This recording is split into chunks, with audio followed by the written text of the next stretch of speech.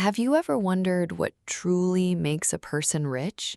Is it the money in their bank account, or is it the light they bring into a dark room? Today, I want to tell you a story that changed the way I look at the world. It is a story about two men, one window, and a secret that stayed hidden until the very end. In a quiet hospital, far away from the noise of the city, there was a small room.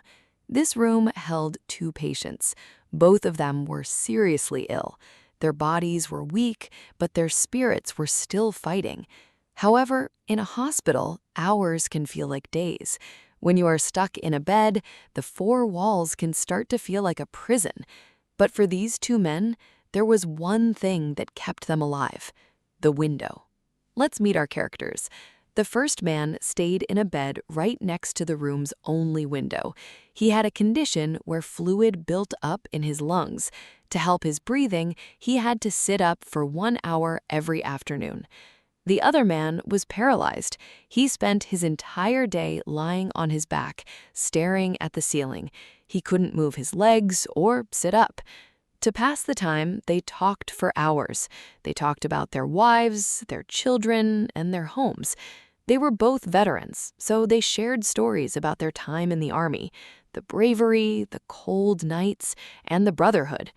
Every afternoon at 4 p.m., when the man by the window sat up, the magic began.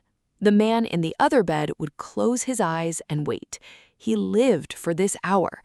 "Tell me," the paralyzed man would whisper. "Tell me what the world looks like today." The man by the window would look out and begin to describe everything in great detail. He had a gift for words. He didn't just say what he saw, he painted a picture with his voice. He described a magnificent park just outside the hospital. In the middle of the park was a lake, as blue as the summer sky. He spoke about a family of white swans that glided gracefully across the water. "Today," the man by the window said, "there are children playing by the shore. They're wearing bright yellow coats and sailing small paper boats. Oh, look, a young couple is walking hand in hand under the oak trees. The roses are in full bloom, deep red like a velvet sunset." The paralyzed man would lie there, picturing every detail. He could almost smell the flowers. He could almost hear the laughter of the children. For that 1 hour, he wasn't a sick man in a hospital. He was free. He was in the park. One warm afternoon, the man by the window described a parade passing by. "I can see the soldiers in their uniforms. The band is playing, and the flags are waving in the wind."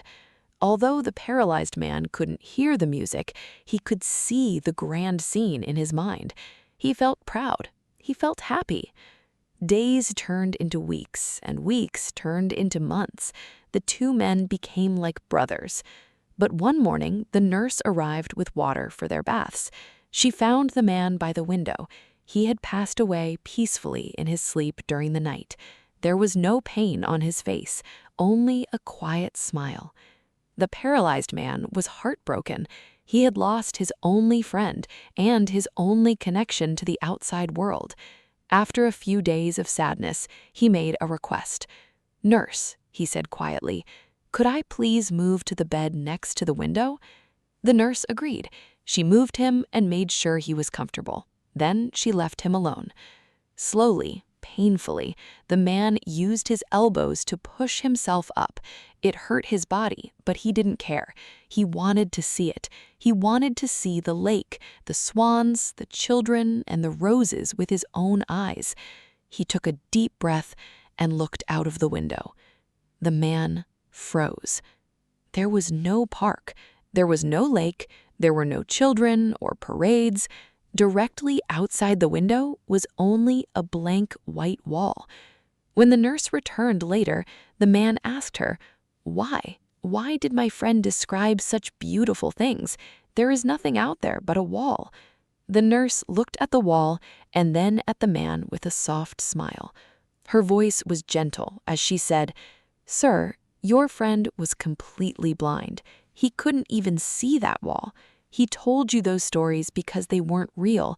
He told them because he wanted to give you hope. He wanted to give you a reason to keep living.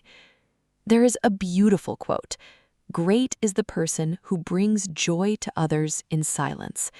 The blind man was suffering just as much as his friend, but he chose to use his imagination to create a world of beauty for someone else. He taught us that even when we are in our darkest moments, we still have the power to be a light for others. Kindness doesn't cost anything, but it can change a person's entire life. What is the white wall in your life right now? And who can you help by describing a beautiful park instead? Thank you for listening to this story. Remember, the way we see the world depends on the love we carry in our hearts.